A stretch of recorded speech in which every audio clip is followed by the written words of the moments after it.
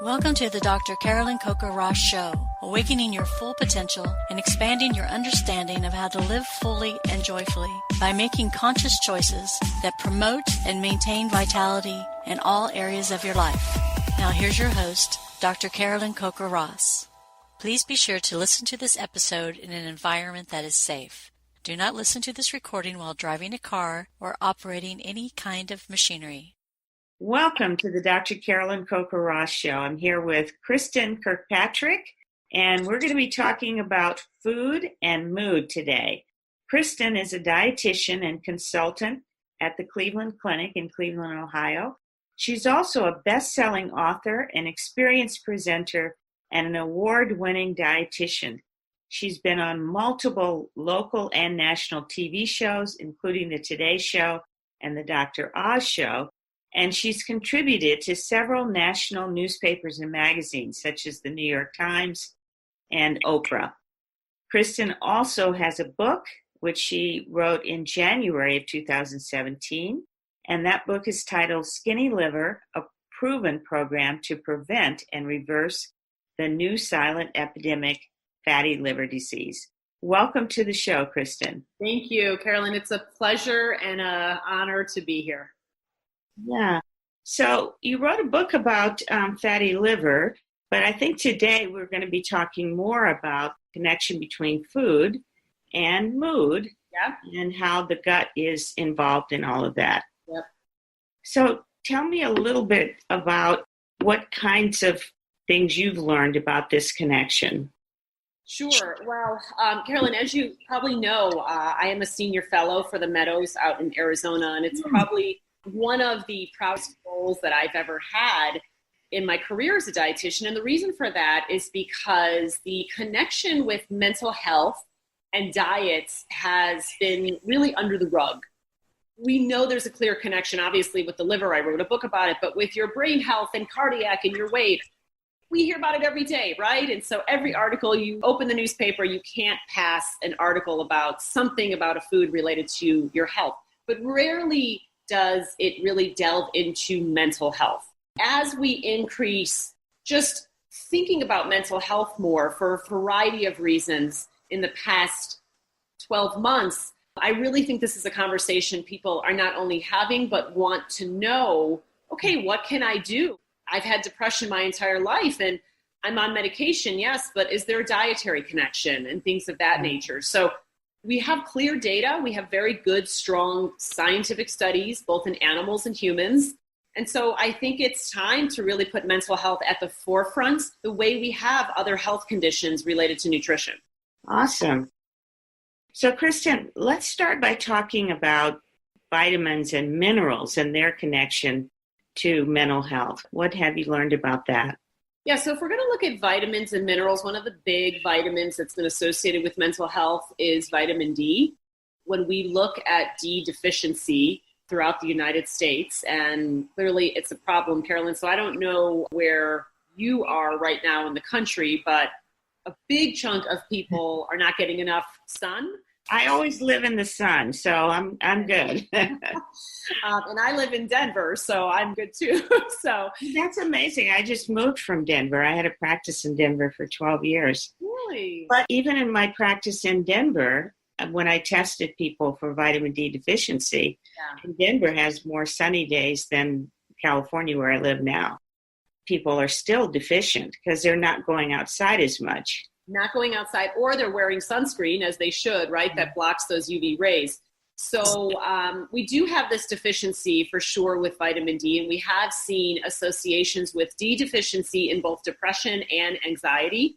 There was just a study, I believe it was in the last 2 or 3 months, that actually looked at individuals and D deficiency, and these were people that were considered clinically depressed, so there was an actual diagnosis to it. And so what we saw in the study was that supplementation of vitamin D did help with their depression levels. Yeah.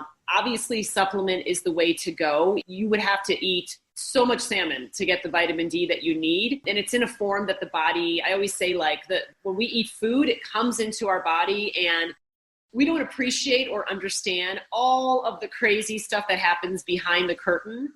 Yeah. metabolize that food, right? We just think, oh, I'm going to eat it. It's going to come out the other end and hopefully it's all going to be good. Yeah. Everything has to work perfectly. Every enzyme has to work. Every pathway has to work. And there's certain forms of food or there's certain bioavailability of food that can impact that absorption. So what about vitamin D and dairy products?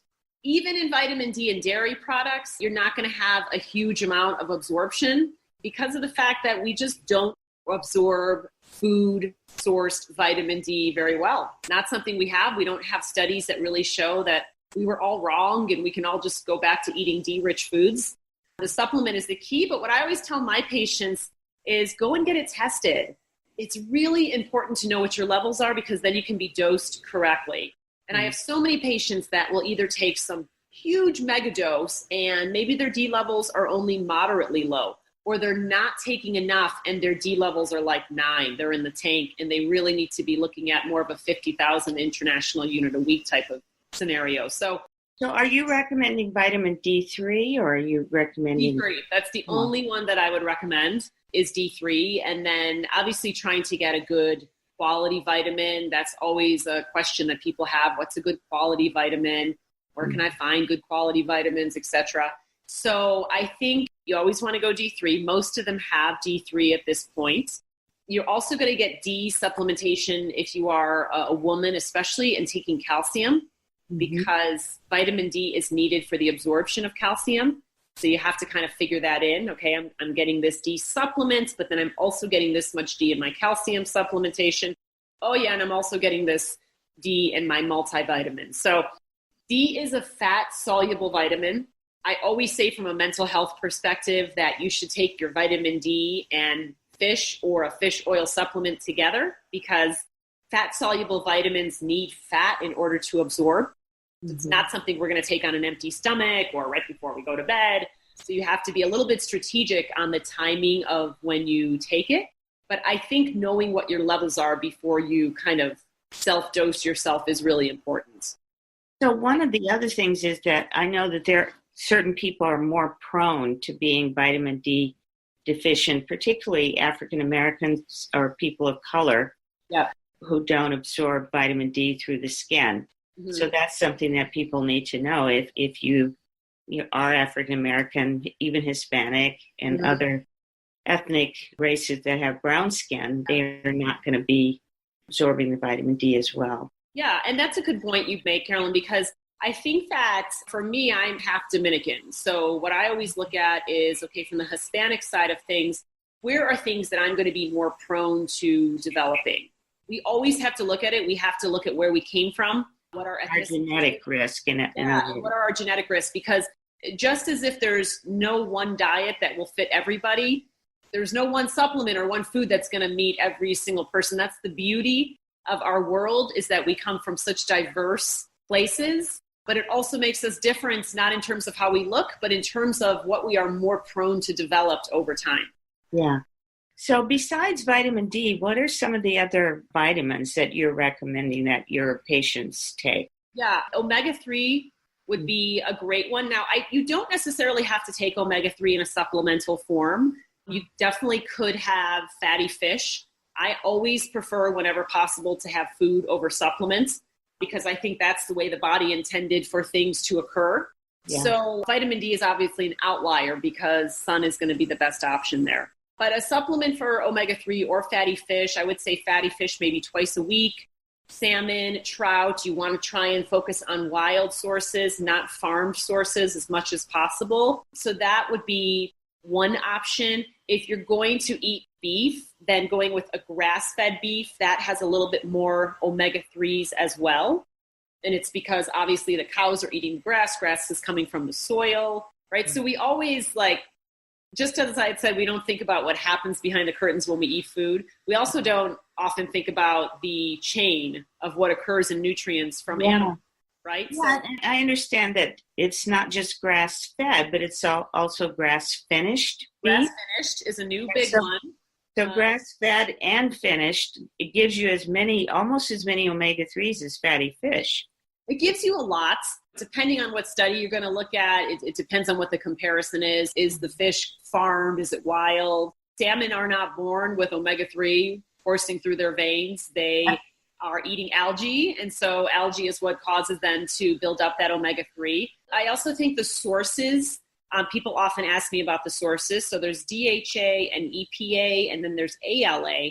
ALA is a plant-based form of omega-3, so you find that in walnuts, you find it in canola oil, you find it in flaxseed. And that ALA, though it's great, it's wonderful, it does have to be converted to EPA and DHA in order for the body to understand it and absorb it. So again, if you are at home, you're watching this and you're thinking, well, I'm a little bit depressed and I'm thinking, okay, what do I do with this right now? But I'm also vegan. This does not mean that it's like, okay, well, there's nothing you can do about it, right? There's plenty of vegan omega-3 supplements, plenty of plant-based forms of omega-3 that you can consume. So there's always options out there. Yeah. So what about the B vitamins?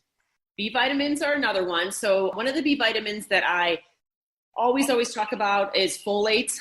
Folate, it depends again on what's going on kind of in your genetic profile. So for example, I have some patients that have what's called an MTHFR deficiency. I'm sure you've heard of this, Carolyn. And so it's really, at the clinic where I work, we really test it more than you would think. A lot of people have heard of it. They're interested in it. So when you have an MTHFR deficiency, what occurs is that when you eat foods that have folate, that folate cannot cross the blood-brain barrier without a methyl group. And MTHFR provides the methyl group. It's like the chaperone. You can't get folate to the brain. You tend to be more prone to brain fog, maybe to depression, but brain fog has the more studies and things of that nature. So that's one thing to look at, is kind of from a perspective of folate. Are you getting enough folate in your diet? All the B vitamins are important because they are our energy vitamins. Obviously, most people think of that as energy vitamins, but really kind of looking at this process of, okay, within the B vitamins, which we're going to get in lentils and whole grains and fruits and vegetables, so we're going to get it in really great sources, are there certain things that perhaps you could be looking at a more individual base, right? So again, for some of my patients, when I work with their physicians, we will put them on a methylated folate supplement. And now you have that chaperone that can now take folate up to the brain.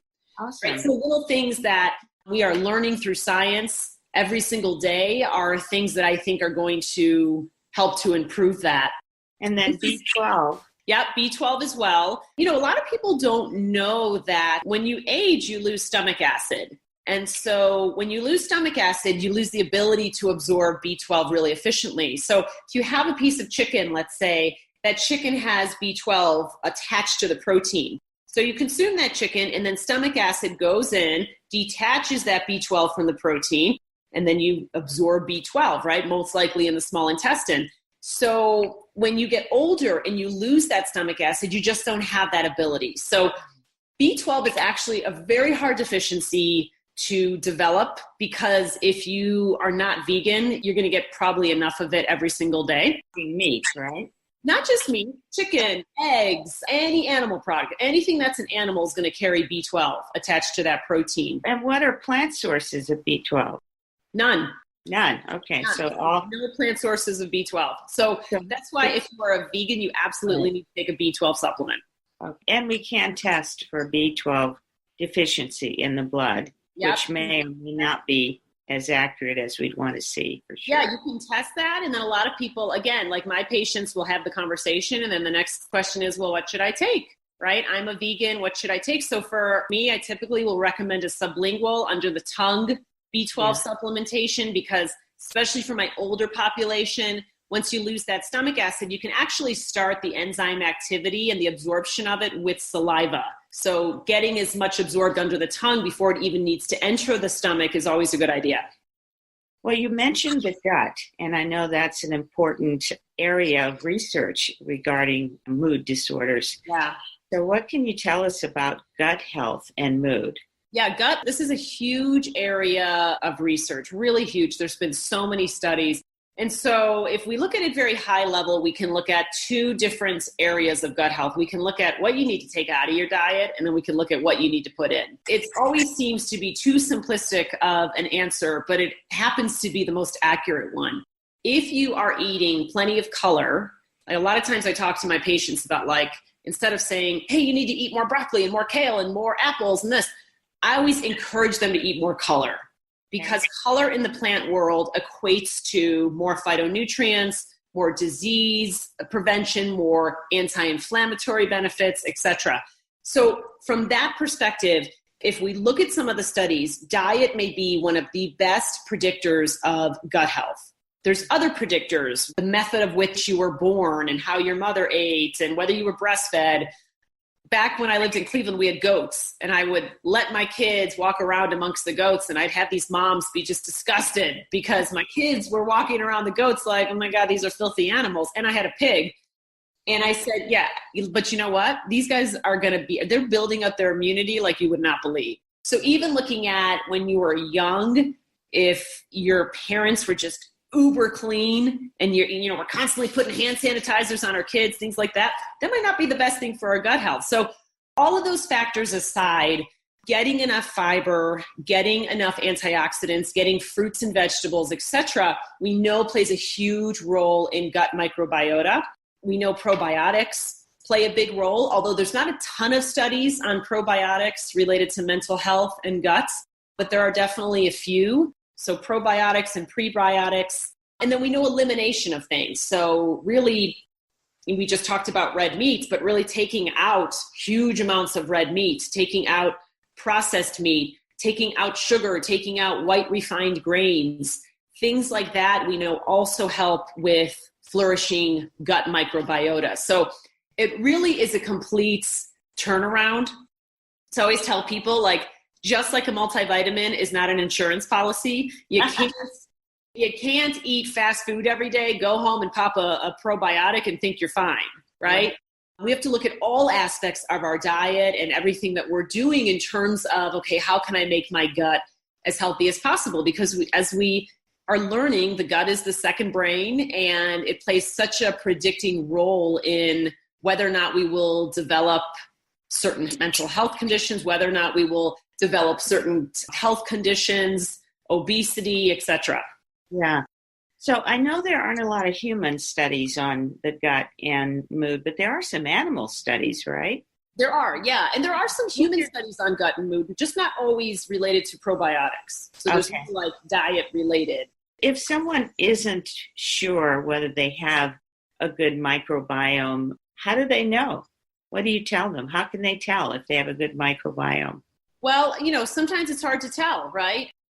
Carolyn, I'll use an example. Let's say you had a sky-high C-reactive protein, which is a marker of inflammation. You and I talking right now, there's no way I'd be able to tell if you have inflammation that's internal, right?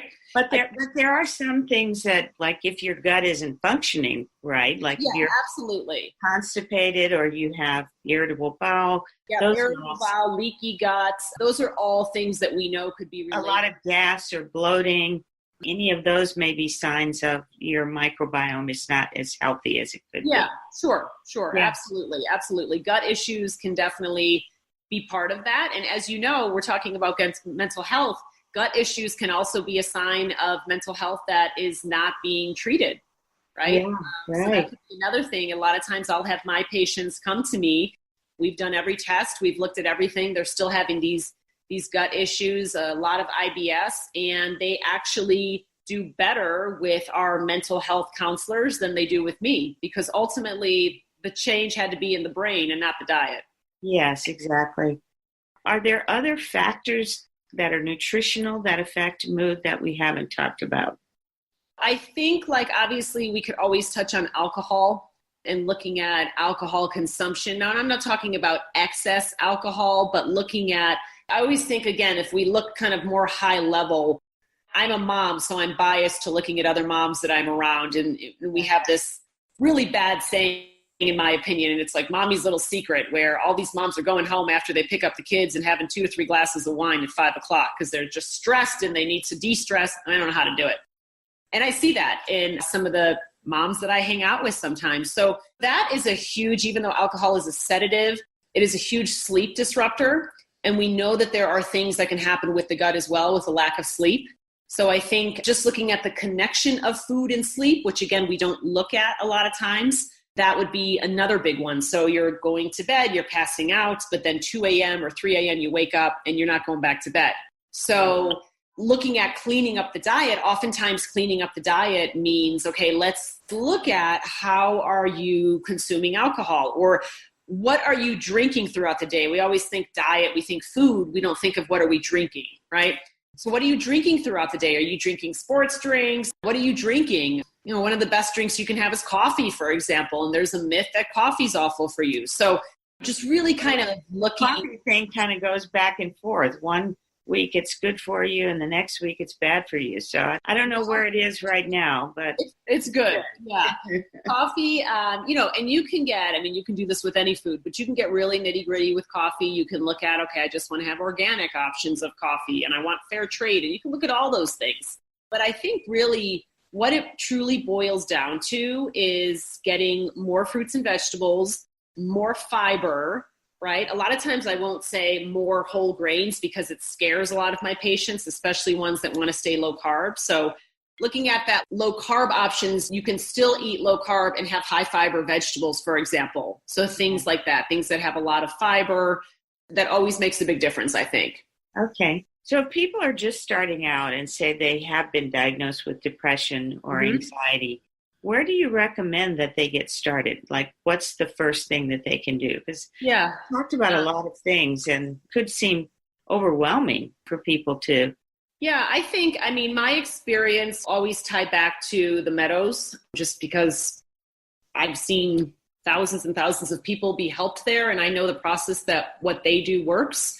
Let's say I'm here in Denver and someone doesn't want to travel there, though. I mean, I think the simple answer is to, number one, talk to somebody. So it might not start with being a mental health professional. Sometimes just talking to someone and kind of getting resources from that person can sometimes help. I've seen that. I've seen people that have come to me just as patients, and they come to me to talk about their diet, but they end up crying in the middle of the conversation and they tell me something about their marriage, or they tell me that perhaps they're an alcoholic. So I think that just being able to open up to someone who you trust that can help you find resources, I think is really a big one. I think asking your physician, a lot of times we all should have a primary care physician. And I'm so biased because I'm from Cleveland Clinic and we all have to have primary care physicians there. And there's a good reason for that. But I think maybe giving a call to your primary care physician, or if you're a woman, your gynecologist, and just really kind of looking at, okay, I think this is going on. Do you have any resources for me? I think just taking the first step, though, from what I've seen, and this is obviously not as strong of a expertise that I have as I do in diet, but from what I've seen that's worked, just reaching out for assistance, typically you'll end up getting to some place where you can get help, where you can figure out what's going on and how to remedy it. If people wanted to start, say, for example, with the vitamins, would you recommend that they need to talk to their doctors first?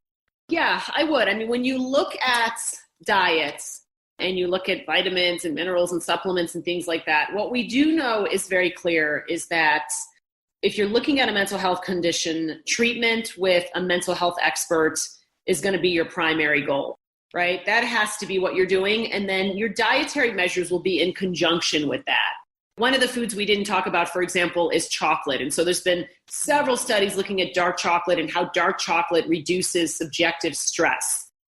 I would never tell someone who is stressed out, why don't you just go home and eat some chocolate and see if that works, right? I would probably say, okay, well, let's meet with our mind-body coaches and let's talk to someone who's an expert here that knows how to get you started with some meditation techniques. And let's see if that's really what's going on or if there's something more of a deeper issue.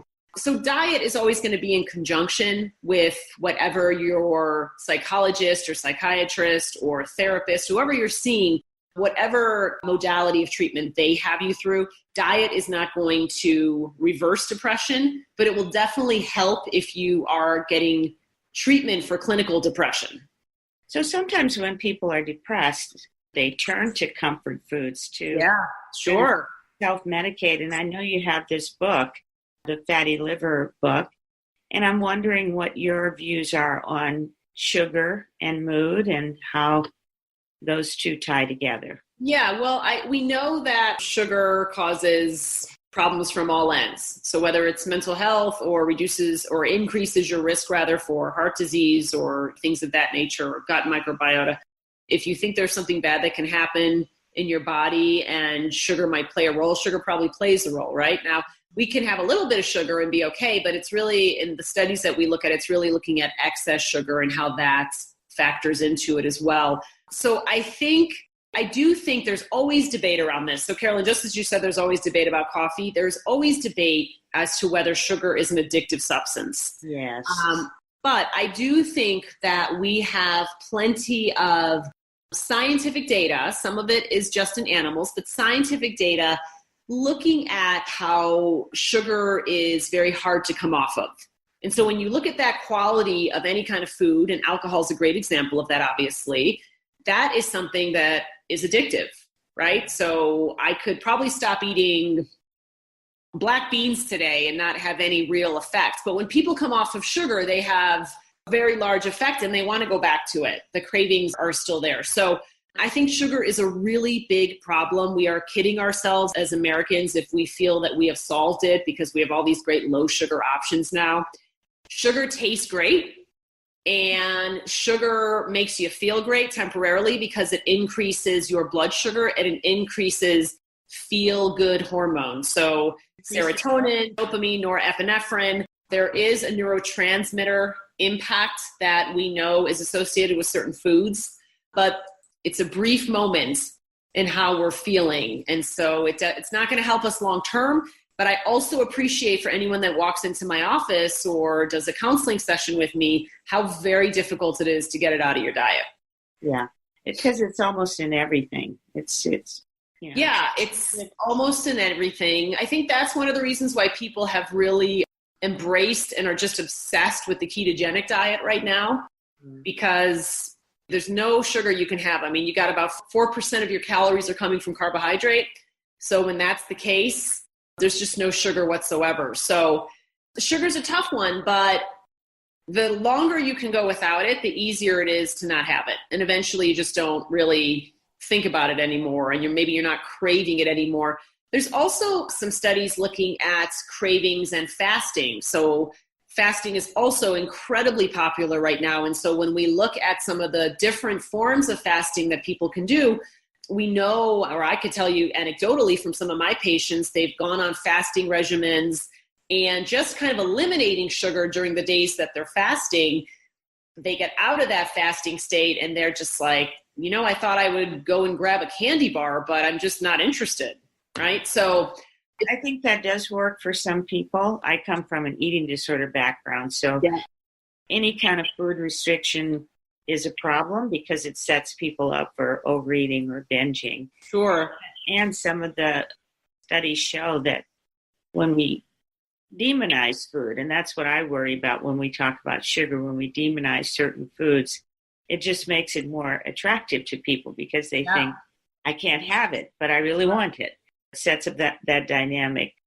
There have been animal studies, too, that have shown that intermittent restriction and offering sugar, so depriving the animals of sugar, then offering them sugar, is the very thing that sets up the addiction component. Yeah.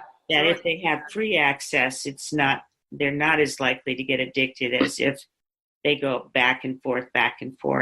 Yeah. And I don't know if you see patients who really struggle with binge eating and how that restrictive component can lead to the next binge. Yeah. Oh, I definitely do. I have a lot more binge eating patients in my practice than I ever would like anorexia or things like that. So I typically see it on the other end. And I couldn't agree with you more. I was just presenting over the weekend and someone said, well, can you list the top 5 bad foods? Like, what's on your bad food list? Yeah. And my answer was, I don't have a list like that. Yeah. Because, tonight I am going to go out with my family. I was in Washington, D.C. We're going to have a nice dinner, and I might have a cheeseburger and get ice cream after, right? And that's not going to be every day. So I agree with you that when we look at kind of foods that we simply can't have because they're bad or they'll make us fat or they'll make us sick, whatever the case may be, if you look at studies, it's always frequency that's associated with it. No one has died from having a piece of licorice, right? So, and you're right, Carolyn, you're much more of a mental health expert, so you would know this more than me, but I agree with you there. It works for some people. It doesn't work for everybody. So I think the fad diets are the thing that I struggle with, because so many patients with eating disorders think, oh, well, I heard X and Y experts say, do this diet or do this. Right. And, it's great it's great to experiment with nutrition if you don't have an eating disorder. For the person who has the eating disorder, all of these fad diets just can be the death of them. It's just so hard. It can set them up for trigger eating disorders and then perpetuate eating disorders. Yeah. And I think actually as a culture, we need to take the word diet and dieting out of our vocabulary, because really it goes back to the basics. If you eat real food and you don't eat too much of it, all you need to do is look at the blue zones, right? If you look at the blue zones, these people are not going on diets. They are not going to the grocery store for the most part. Most of them are not taking supplements. They're living longer and better than the rest of the world. So I think yes, the goal has to be we should manage our weight and we want to live longer, but we also want to live better. We are currently in 2018, we're living longer than we ever have, but our quality of life has not caught up with that. That's exactly right, yeah. I think from that perspective, really have to think not just, okay, I want to live as long as possible and I want to fit into a size 6 jeans, right? That's a recipe for failure. We have to think, I want to live really well and I want to be comfortable in my skin and what's going to be natural for me. Yeah, and I want to compress my mortality, my morbidity to the end of my life. So in other words, be healthy for longer before you die, rather than going into your older age being debilitated with arthritis and diabetes and all of these other. Right, absolutely. Yeah. But as you know, youth is wasted on the young. I know. I sure wish I could go back about 20 years. Right. I'm not asking for too much. I don't want to go back 40 years, just 20. Yeah.